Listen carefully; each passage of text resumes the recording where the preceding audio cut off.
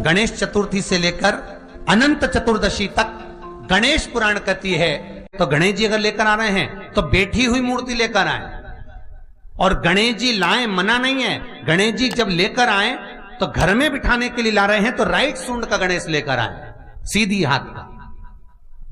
आपका सीधा हाथ देख लेना, उसी के हिसाब से गणेश जी को अपनी ओर रखकर, या गणेश जी का सीधा हस्त कमल देख लेना। आपका तो उल्टा मान्य होगा जब आप देखेंगे तो गणेश जी का जो सीधा हस्त कमल हो, उस साइड अगर गणेश जी की सूंड है तो वो सूंड का गणेश घर के अंदर विराजमान हो। उल्टी सूंड का गणेश, लेफ्ट सूंड का गणेश, ये गणेश व्यापार, व्यवसाय, फैक्ट्री, दुकान, बिजनेस, ऑफिस जगह पर विराजमान हो। महाराज भगवान बैठ गए गणेश जी महाराज, इसलिए हमारे हिंदू रीति शास्त्र रीति कहती है गणेश जी जब जब खड़े होते हैं तब तब संहार करते हैं। गणेश जी जब जब खड़े होते हैं तब तब किसी ना किसी का संहार करते हैं।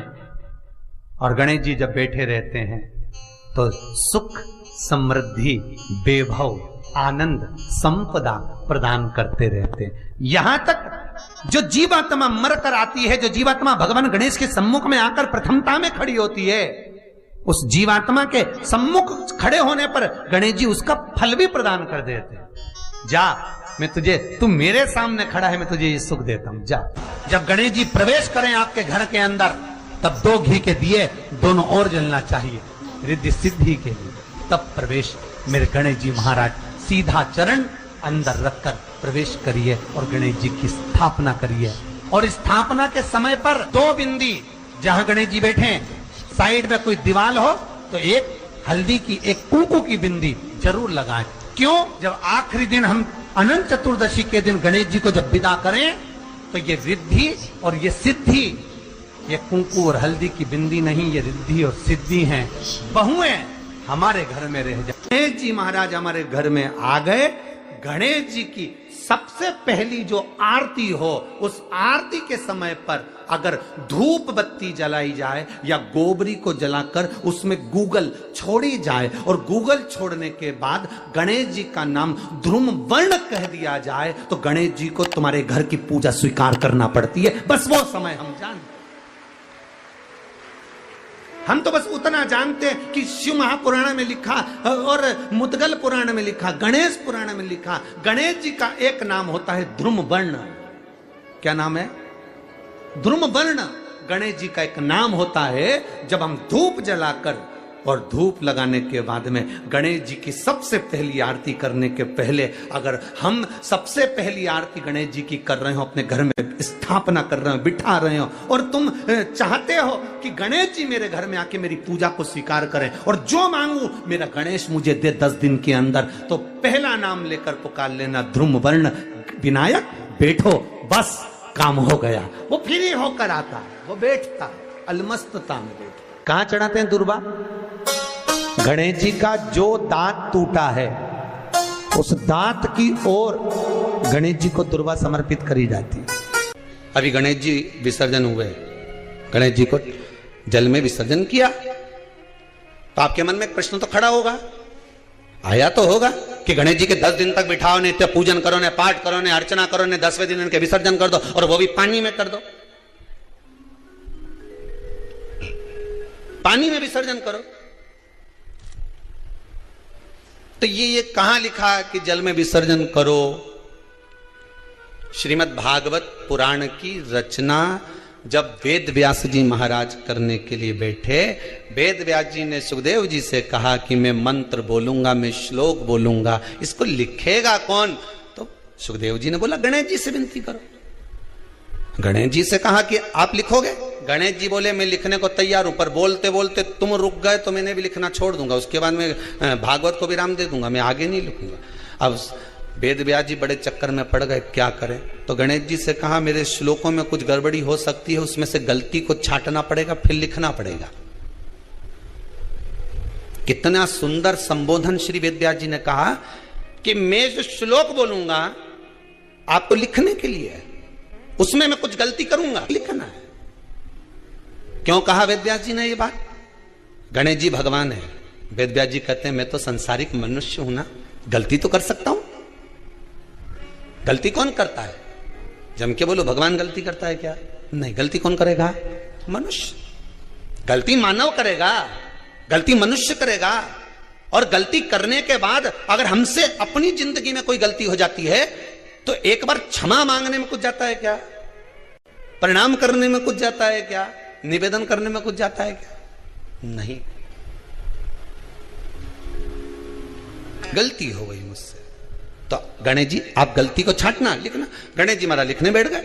लिखते लिखते लिखते लिखते 10 दिन हो गए गणेश जी महाराज को। शरीर में ताप पड़ने लगा गणेश जी महाराज के। वेद व्यास जी ने गणेश जी के हाथ का स्पर्श करा तो शरीर तो तप रहा था। वेद व्यास जी ने वहीं पर श्रीमद् भागवत के श्लोकों को विराम दे दिया। अब नहीं बोले। गणेश जी लिखते लिखते लिखते लिखते लिखते लिखते थक गए, ताप पड़ गया, शरीर गर्म हो गया। वेद व्यास जी ने कब करूं क्या? 10 दिन से लिख रहे हैं और शरीर पर ताप पड़ रहा है, करा क्या जाए? उन्होंने गणेश जी का हाथ पकड़ा, उठाया और कहा चलो प्रभु हमारे साथ में। वेद व्यास जी गणेश जी को ले गए और ले जाकर शीतल जल में श्री गणेश जी महाराज को बिठा दिया। गणेश जी को पानी के अंदर उनको विराजमान कर दिया कि अब आप ताप को थोड़ा ठंडा कर लीजिए। शीतल जल में बिठाया। उस दिन से नियम हो गया कि 10 दिन गणेश जी बैठते हैं और फिर उनका विसर्जन होता है पानी के अंदर, जल के अंदर। शरीर का ताप मिट जाए। तो गणेश जी ने वचन दिया है वेदव्यास जी महाराज को, आपने मेरे ताप को मिटाने के लिए मुझे जल में बिठाया है। जो मुझे जल में विसर्जन करेगा मेरा ताप तो मिटेगा ही, साथ में जो मुझे जल में विसर्जन करेगा उसके जीवन के भी ताप को मैं मिटा दूंगा, उसके जीवन के ताप को मैं मिटा दूंगा। ताप मिटा दिया।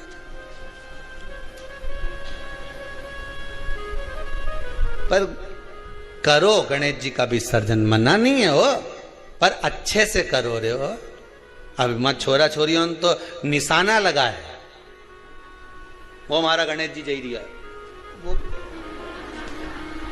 हमारा सबसे आगे पहुंचा तो इधर वाला ने इधर से फेंका, हो गया। ये हमारे धर्म की हंसी उड़ा रहे हैं। शिव को और गणेश को बेलपत्र शमी पत्र समर्पित होता है। आपको कथा में वर्णन किया था 33 कोटि देवताओं को भले बेलपत्र नहीं चढ़ेगा पर 33 कोटि देवताओं को शमी पत्र चढ़ता है। और उसमें एक गणेश जी महाराज और एक बाबा भोलेनाथ, इन दोनों को शमी समर्पित होता है। कथा में पहले भी वर्णन किया, आज फिर आपको समझ लेना बहुत अच्छे से। जो आपको करना है रिद्धि सिद्धि पाने के लिए, संपदा को बढ़ाने के लिए। शिव महापुराण की कथा कहती है और गणेश चरित्र अपन श्रवण कर रहे हैं। जिसके घर में संपदा की कमी पड़ती हो, बीमारियां ज्यादा फैल रही हो, बहुत कष्ट हो महाराज, बहुत ज्यादा दुखी हो महाराज, कोई काम नहीं बन रहा, बहुत तकलीफ में हो, तो शमी पत्र, शमी की पत्ती, जहां गणेश जी का स्थान है वहां पर 5 शमी पत्र 5 समर्पित करें और शंकर जी के ऊपर 3 शमी पत्र समर्पित करें। बहुत ध्यान देना। 5 शमी पत्र जहां गणेश जी का स्थान है शिवलिंग में वहां समर्पित करें। 3 शमी पत्र शिवलिंग के ऊपर समर्पित करें।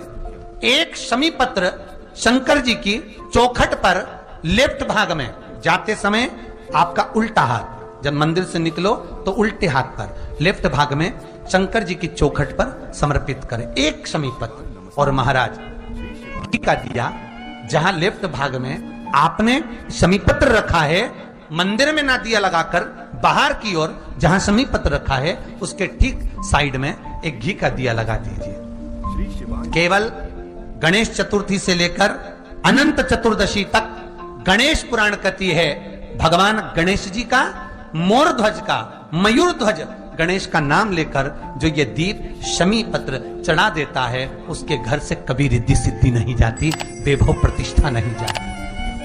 कर देखना अगले साल तक आपका व्यापार कितना चलता है हमको बताना जरूर, करके देखो एक बार। गणेश पुराण का, शिव महापुराण का यह प्रसंग करिए, जीवन में उतारिए। चतुर्थी से लेकर अनंत चतुर्दशी तक गणेश जी का मूल स्थान। आपको गणेश जी की मूर्ति पर चढ़ाने का नहीं बोल रहा। क्यों नहीं बोल रहा है? क्योंकि गणेश जी की आप प्रतिष्ठा करोगे तो वो टेम्परेरी है, 10 दिन के लिए कर दिया, फिर वापस विसर्जन कर दिया। पर जहां शंकर मंदिर में बैठ गए, शिवलिंग स्थापित हो गया, वहां ना जाने कितने समय से शंकर की आराधना हो रही है, वहां गणेश जी सदा विराजमान है। और देखो, ये 10 दिन में अगर आपने शमी पत्र बिल्कुल मन से समर्पित करा है ना, तो मेरा विश्वास कहता है, शिव महापुराण का, मेरे बाबा विश्वनाथ की कृपा कहती है, मेरा मन कहता है, 10 दिन के अंदर आप शमी चढ़ाएंगे ना तो कुछ ना कुछ अच्छी की प्रियता है दुर्वा। क्या प्रियता है? दुर्वा। कितनी दुर्वा गणेश जी को समर्पित करी जाती है? मात्र 5। कितनी? आज के जमाने में लोग गट्ठा बनाकर चढ़ा दें, वो अपनी जगह पर है। 5 दुर्वा पंचम इंद्रियों को वश में करने के लिए, और भगवान के 5 जो स्वरूप हैं उनको अपने भीतर उतारने के लिए 5 दुर्वा। और दुर्वा में भी 3 गांठ। जब दुर्वा समर्पित करी जाती है तो उसमें नीचे दुर्वा की डंडी पर गांठ रहती है, 3 छोटी छोटी गांठें होना चाहिए। कितनी गांठ? जो भगवान को समर्पित करी जाए। जिस अमृत के बूंद से प्रकट हुआ है पान का पत्ता, 33 कोटि देवताओं के पूजन में, पाठ में, अर्चना में ये अमृत का पत्ता काम आएगा। जिस जल के पात्र में यह पत्ता रखा रहेगा, वो जल क्षीर सागर के अमृत तुल्य हो जाएगा। क्षीर सागर के अमृत तुल्य। तुझे प्रथम गिनती में गिनाता हूं, देवताओं का आधिपत्य तुझे प्रदान करता हूं, सारे देवों में तू प्रथम गिनती में गिना जाएगा, प्रथम पूज्य माना जाएगा। बस शंकर भगवान ने वर दिया, थोड़ी देर बाद कार्तिकेय महाराज आ गए। कौन आए? जम के बोलो जरा। कार्तिकेय। और कार्तिकेय जी आए और आकर बोले, पिताजी दंडवत करा, प्रणाम करा, साष्टांग करा, मैं परिक्रमा कर कर आ गया। मैंने परिक्रमा करा। अब इधर तो देवता सब, सारे देवता मिलकर अक्षत छोड़ रहे गणेश जी के ऊपर, स्वस्ति वाचन हो रहा, लोग प्रणाम कर रहे, नमन कर रहे, लोग आवाज लगा रहे, श्री गणेश जी महाराज की। अब सारी दुनिया में आवाज लग रही गणेश जी। तो कार्तिकेय ने पूछा, माँ ये गणेश जी का जय घोष क्यों हो रहा है? गणेश जी के जयकारे क्यों हो रहे हैं? गणेश जी के लिए इतना जय घोष? तो माता पार्वती ने भगवान शंकर के शब्दों को कार्तिकेय को सुनाया। कार्तिकेय रो पड़े, माँ मैं परिक्रमा कर कर आया, गणेश जी ने तो केवल आपकी परिक्रमा लगा ली, आपने उसको प्रथम गिनती में मान लिया। माँ उसने बुद्धि का परिचय दिया और मैंने कर्म का परिचय दिया। बुद्धि का परिचय, कर्म का परिचय।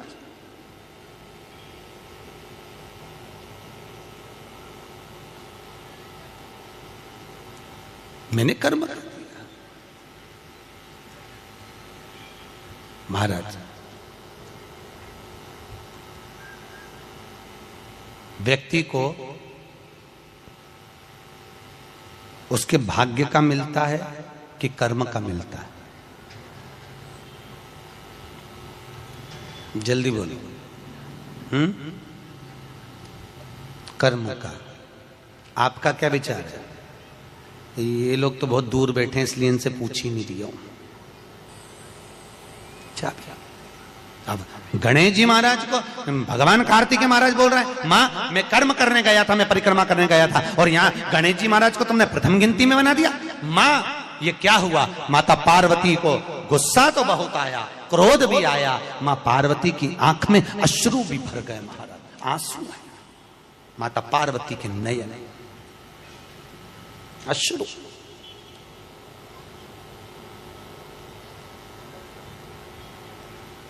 मां खड़ी हो गई। माता पार्वती ने आज खड़े होकर भगवान भोलेनाथ जी से निवेदन करा, आपने अपनी जिंदगी की ये गलती कर दी। क्या गलती? शंकर भगवान पूछ रहे हैं, कौन सी गलती? तुमने गणेश जी को प्रथम गिनती में बना दिया, कार्तिकेय भी तो गया था। अगर कुछ थोड़ा सा आशीर्वाद रखना था तो कार्तिकेय के लिए रखना था, पर तुमने केवल गणेश को प्रथम गिनती में बनाया है, ये तुम्हारी गलती है। तो गणेश जी ने परिक्रमा भी तो करी है। माता पार्वती खड़े होकर शंकर भगवान से बोली, भोलेनाथ मैंने अपनी जिंदगी में आपसे कभी कुछ नहीं मांगा, पर आज तुम्हारी यह पार्वती तुमसे एक वर चाहती है।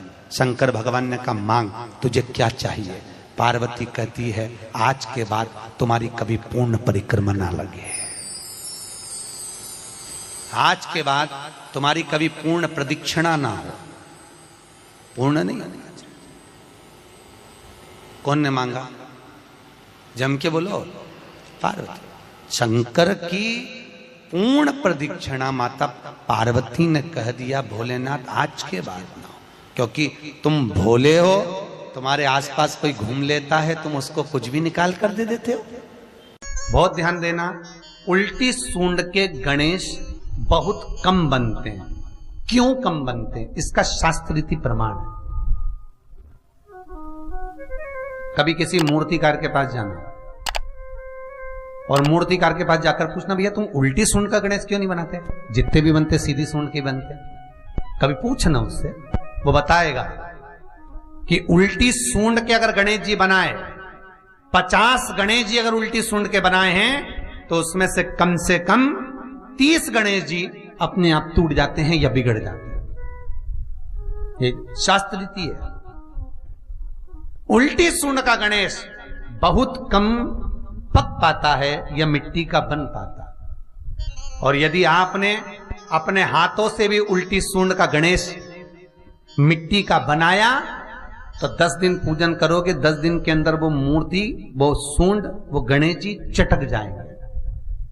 उल्टी सूंड का गणेश टिकता ही नहीं है, वो बीच में से खंडित हो ही जाएगा। तो आप देखना, उल्टी सूंड का गणेश जी लोगे तो कहीं ना कहीं हाथ नबा होगा, कहीं पांव नबा होगा, कहीं पीठ नबी होगी, कहीं कुछ खंडित होगा, कुछ ना कुछ उसमें मिस्टेक मिलेगी ही, यह पक्का है। और ना मानो तो आपके नगर में भी जाकर देखो, आप तो गणेश जी लेने जाओगे ना, तो विचार करना, शिव कथा सुन रहे हो कि गलत है कि सही, आप देखना जाकर। सीधी सूंड के गणेश जी देखोगे तो खंडित कम मिलेंगे, पर उल्टी सूंड का अगर गणेश जी ढूंढोगे तो कहीं हाथ की उंगली, कहीं पांव, कहीं पीठ, कहीं कमर, कुछ ना कुछ उसमें कमी मिलेगी ही, ये पक्का। शिव महापुराण कहती है, गणेश पुराण कहती है, क्योंकि सीधी सूंड के गणेश जी को मनाने के लिए महाराज मंत्र की 50 माला करना पड़ती है। तो समझ लो, उल्टी सूंड के गणेश जी को मनाने के लिए मात्र 5 माला में भगवान गणेश प्रसन्न हो जाते हैं, अर्थात उल्टी सूंड का गणेश शीघ्र प्रसन्न होता है। इसलिए हमारे हिंदू धर्म में 2 तरह के गणेश जी का प्रमाण कहा जाता है, एक राइट सूंड के गणेश, एक लेफ्ट सूंड के गणेश। राइट सूंड का गणेश रखा जाता है तो लक्ष्मी आती है पर टिकती नहीं है, इसलिए घर में सीधी सूंड का गणेश, और दुकान, व्यापार, व्यवसाय में, ऑफिस में उल्टी सूंड का 2 गणेश। तो इसका मतलब ये थोड़ी ना कि तुम्हारे घर में गणेश जी बैठा तो तुम उठा के बदल लिया, यहाँ कहाँ दिया, यहाँ कहाँ दिया। अब रखे रहने। हमेशा याद रखो, गणेश चतुर्थी के बाद अनंत चतुर्दशी पर जब गणेश जी का विसर्जन करते हैं तो गणेश जी की 2 धर्म पत्नियां, वैसे तो गणेश जी की कुल मिला के 5 पत्नी, कितनी है? गणेश जी की 5 पत्नी, पहली श्री, दूसरी तुष्टि, तीसरी पुष्टि, चौथी रिद्धि और 5वीं सिद्धि। ये व्यक्ति के नाम के आगे जो लिखा रहता ना, श्रीमान, ये श्री संबोधन कहां से आया? और एक पीछे लिखते हैं, जैसे नाम के आगे लिखते हैं श्री और पीछे लगाते हैं जा में ई की मात्रा जी, लिखते हैं कि इधर नहीं लिखते? लिखते हैं श्रीमान अग्नि प्रसाद जी, श्रीमान बद्री प्रसाद जी। गणेश जी लाते हो भादो महीने में, तो विसर्जन करो, तो विसर्जन के समय पर 2 बिंदी, एक कंकु की, एक